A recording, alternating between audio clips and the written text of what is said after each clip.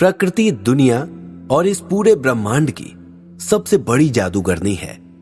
ये पूरी दुनिया भी प्रकृति ही नियंत्रित करती है और जो व्यक्ति प्रकृति के साथ चलना और उसके इशारे समझना सीख जाता है वो प्रकृति के जादू को भी समझ जाता है। जैसे अधीश धीरे धीरे इस जादू को समझने की कोशिश कर रहा था। कुछ बातें थीं, कुछ इशारे थे जिन पर उसका ध्यान गया था। अब बस जरूरत थी उनको पूरी तरह समझने की और इस पहेली को हल करने की। क्या अधीश जो इशारे समझा था वे उसे सफलता की दिशा में ले जाएंगे? क्या हर बार की तरह फिर से वो एक ऐसे मोड़ पर आकर अटक जाएगा जहां से वापस लौटना कठिन होगा? क्या भाग्य लक्ष्मी जो चाहती है उसे मिल सकेगा? बहुत सोचने के बाद बलवीर ने अधीश की खोज में जाने का निश्चय कर लिया था, लेकिन आचार्य कश्यप और बटुक भी उनके साथ हो गए। उन्हें लग रहा था कि हो ना हो अधीश किसी मुसीबत में है। वे उसकी मदद करना चाहते थे, लेकिन फिर भी उन्हें पहुंचने में अभी कई दिन लगने वाले थे और इस बीच अधीश को अपनी मदद खुद ही करनी थी। शताक्षी अधीश के उत्साह को ध्यान से देख रही थी। जब उसे कुछ समझ में नहीं आया तो अधीश से पूछना ही ठीक समझा। क्या तुम मुझे बताओगे कि तुम्हें ऐसा क्या मिल गया है जिसके कारण तुम खुश हो रहे हो? अधीश बोला, जरूर बताऊंगा, पहले मैं खुद तो पूरी तरह समझ जाऊं। अच्छा तुम मुझे ये बताओ, सुबह कितनी देर में हम कुएं तक पहुंच जाएंगे? शताक्षी ने कहा, अब तो ये समझो कि बस कुछ ही कदम की दूरी है। अधीश बोला, अच्छा ठीक है, फिर तुम आराम करो। वैसे क्या तुम मुझे बता सकती हो कि ये चंदा दिखती कैसी है? शताक्षी बोली, हाँ बिल्कुल बता सकती हूं, लेकिन तुम ये क्यों जानना चाहते हो? अधीश कुछ देर सोचकर बोला, बस ऐसे ही जानना चाहता हूं, बताओ कैसी दिखती थी? इसके बाद शताक्षी ने उसे बता दिया कि चंदा कैसी दिखती थी। अधीश ने उसकी बताई एक एक बात अपने दिमाग में बिठा ली और सुबह होने का इंतजार करने लगा। अगली सुबह वे लोग जल्दी ही उठकर निकल पड़े और कुछ ही देर में उस कुएं के पास पहुंच गए जहां राजकुमार वीर न जाने कितनी सदियों से कैद था और खुद को छुड़ाए जाने का इंतजार कर रहा था। कुएं के पास पहुंचकर अधीश और शताक्षी ने अपने साथ लाया सामान एक पेड़ पर टांग दिया और आसपास की जगहों को देखने लगे। इसके बाद अधीश ने कुएं की जगह पर खड़े होकर अंदर झांका।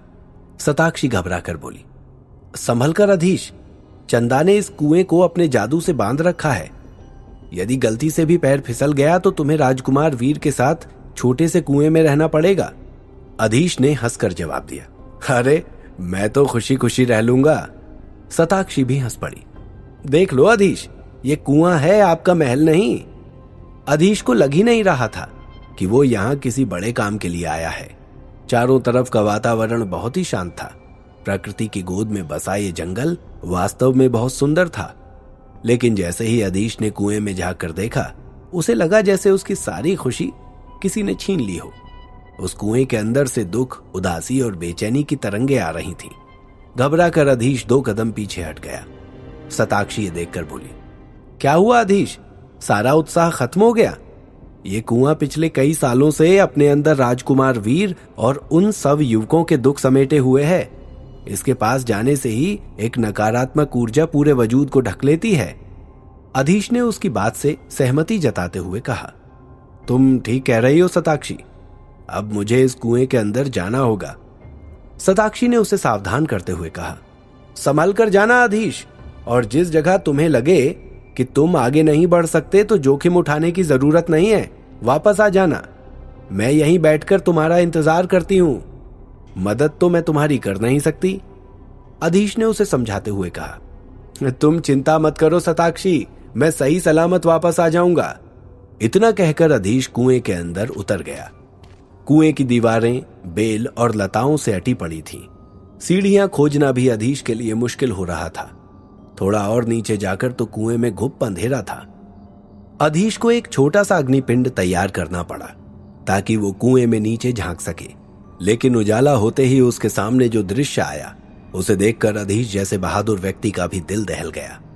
कुएं की गहराई देखकर उसे चक्कर आ गया। इसके अलावा सीढ़ियों और दीवारों पर चारों ओर सूखे हुए खून के निशान थे। कुएं के तल पर हड्डियों का ढेर लगा हुआ था। उन हड्डियों में इंसान और जानवर दोनों की ही हड्डियां थीं।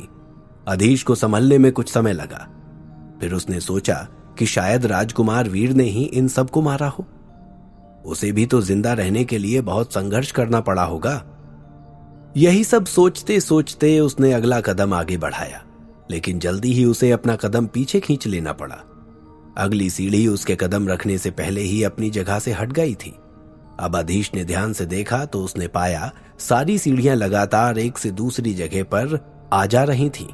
अधीश को समझ में ही नहीं आ रहा था कि अब क्या करे।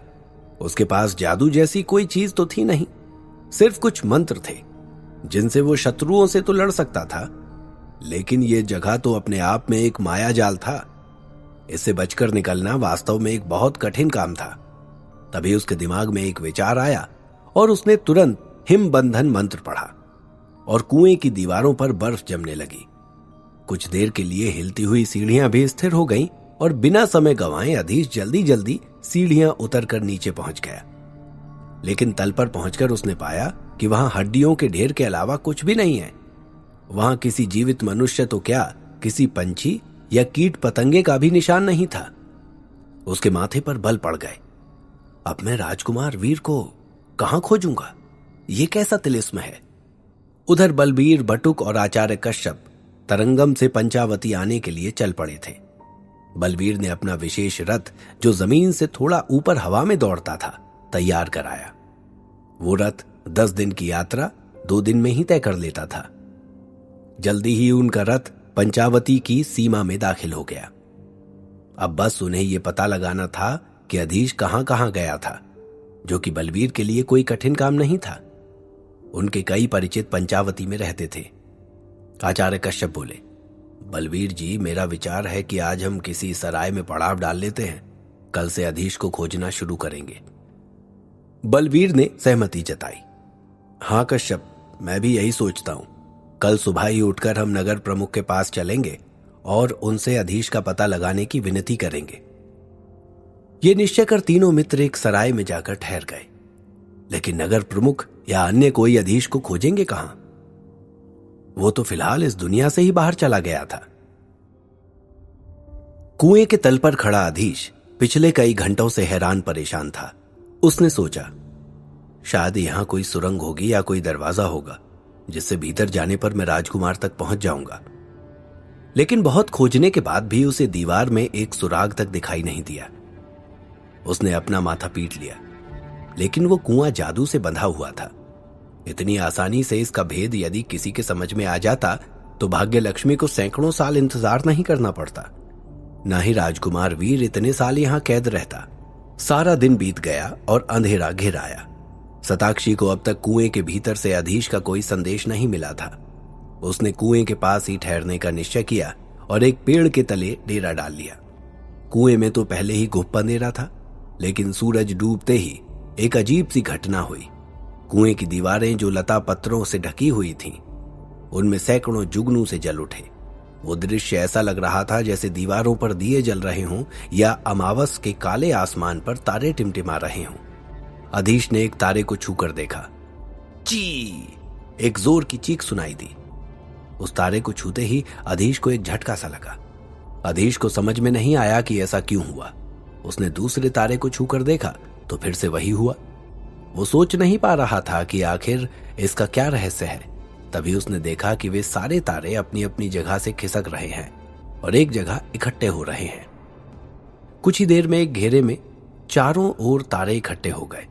उनकी रोशनी में अधीश ने देखा कि एक बारीक सी दरार कुएं की दीवार में उभर कर दिखाई दे रही है। शायद ये कोई गुप्त रास्ता है, अधीश ने सोचा। अग्निपिंड! अधीश ने मंत्र पढ़ा और तुरंत ही एक बहुत बड़ा अग्निपिंड उस दरार से जा टकराया। अग्निपिंड के टकराते ही दीवार भर भरा कर गिरने लगी और दरार एक बड़े दरवाजे में बदल गई। लेकिन जैसे ही अधीश ने उस दरवाजे को छुआ, वो दीवार ज्यों की त्यों खड़ी हो गई, जैसे पहले कुछ हुआ ही ना हो। अग्निपिंड! इस बार पहले से भी बड़ा और शक्तिशाली अग्निपिंड प्रकट हुआ और दीवार से टकराकर फट गया। दरवाजा एक बार फिर अधीश के सामने था। फुर्ती से अधीश उस दरवाजे के भीतर जाने के लिए दौड़ा, लेकिन पल भर में ही दीवार फिर वापस आ गई थी। अधीश दीवार से टकराकर जमीन पर गिर पड़ा। उसकी समझ में नहीं आ रहा था कि इस दरवाजे का वो क्या करे। शायद ये कोई जादुई दरवाजा है और अग्निपिंड के प्रभाव से बस पल भर के लिए अपनी शक्ति खो देता है। अधीश ने सोचा। अब वो अपने ध्यान को एकाग्र कर इस समस्या का हल सोचने में जुट गया था। यदि थोड़ा सा और समय मुझे मिल जाए तो मैं शायद दरवाजे के उस ओर जा सकता हूं, लेकिन कैसे? इतने में उसने देखा कि वे तारे उस दरार के आसपास से हटकर कुएं के एक कोने में इकट्ठे हो गए। अधीश ये देखकर सोचने लगा, शायद ये तारे इस कुएं में जान गंवाने वाले युवकों की आत्माएं हैं और मुझे कोई संकेत देना चाहते हैं। अधीश ने सोचा, लेकिन उसे बिल्कुल समझ में नहीं आ रहा था कि आखिर इस संकेत का क्या मतलब है।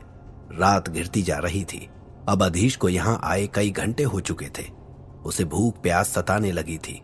वो कुएं की एक सीढ़ी पर आंखें बंद करके ध्यान की अवस्था में बैठ गया।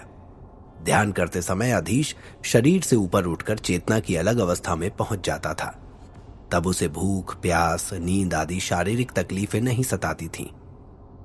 इसके अलावा ध्यान की गहन अवस्था में जब मस्तिष्क शांत और सक्रिय हो जाता था तो आसपास की अनेक तरंगों से संपर्क साध लेता, जिससे कुछ ऐसे अनुभव होते जो आम इंसान जागृत अवस्था में नहीं पा सकता था। आधी रात के करीब जब अधीश ने आंखें खोली तो वो इस जगह के बारे में बहुत कुछ जान चुका था। उसका दिमाग शांत था और अब उसे स्पष्ट हो चुका था कि आगे क्या करना है। ये तो वो अब अच्छी तरह समझ चुका था कि इस जगह का जादू खत्म करना उसके लिए असंभव है, क्योंकि ये पूरी तरह से प्रकृति से जुड़ा हुआ है और प्रकृति के रक्षक कबीले के अलावा किसी को इसे तोड़ना खतरनाक साबित हो सकता था। अधीश उठा और एक बार फिर उस जगह पहुंचा। अब की बार उसने अग्निपिंड के साथ ही हिम अस्त्र का प्रयोग किया। विस्फोट के बाद दरवाजा जैसे ही प्रकट हुआ, तुरंत उसके आसपास और दरार का भरना थोड़ी देर के लिए रुक गया। इस बीच अधीश ने ध्यान से दरवाजे के उस ओर देखा। एक व्यक्ति सीधा उसी की ओर देख रहा था, लेकिन ना तो उसे बाहर आने की जल्दी थी, ना ही चेहरे पर बेचैनी। अधीश ने जैसे ही उसकी ओर हाथ बढ़ाया, दरवाजा गायब हो गया। अधीश समझ गया कि यही राजकुमार वीरभद्र है और मुझसे कुछ कहना चाहते हैं। अधीश ने एक बार फिर अग्निपिंड और हिम अस्त्र की प्रक्रिया दोहराई। उस ओर से राजकुमार ने रुमाल जैसा एक कपड़े का टुकड़ा अधीश की ओर उछाल दिया। तुरंत ही दरवाजा एक बार फिर बंद हो गया। अधीश ने वो टुकड़ा हाथ में लेकर एक अग्निपिंड उत्पन्न कर उसकी रोशनी में उसे देखने की कोशिश की। उस पर खून के कुछ संकेत चिन्ह से बने हुए थे।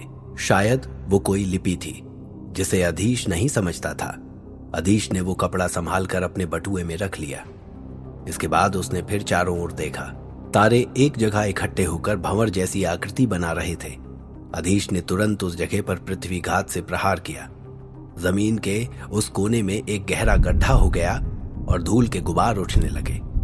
गुबार जब शांत हुआ तो उसने देखा गड्ढे में से अलौकिक प्रकाश की किरणें निकल रही हैं, जिनका स्रोत एक मणि थी।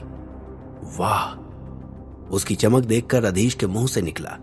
मणि की सुंदरता देख उसकी आंखें फटी की फटी रह गई थीं। उसने ऊपर देखा। वे तारे अब भी जुगनुओं की तरह उसके सर के आसपास मंडरा रहे थे। अधीश ने कृतज्ञ नजरों से उनकी ओर देखा और बोला, मैं आप सबके इस एहसान को हमेशा याद रखूंगा और आपको यहां से मुक्ति दिलाने के लिए जो करना पड़े करूंगा। उसकी आंखें भर आई थीं। अब वो अपने मित्र को छुड़ाकर यहां से जा सकता था, लेकिन राजकुमार का क्या होगा? और भाग्य लक्ष्मी, क्या वो सफलता के इतने करीब आकर हार मान लेगी? और वो संदेश क्या था जो वीरभद्र ने अधीश को सौंपा था? जानने के लिए सुनते रहिए द मैजिशियंस सीक्रेट, सिर्फ और सिर्फ पॉकेट एफएम पर।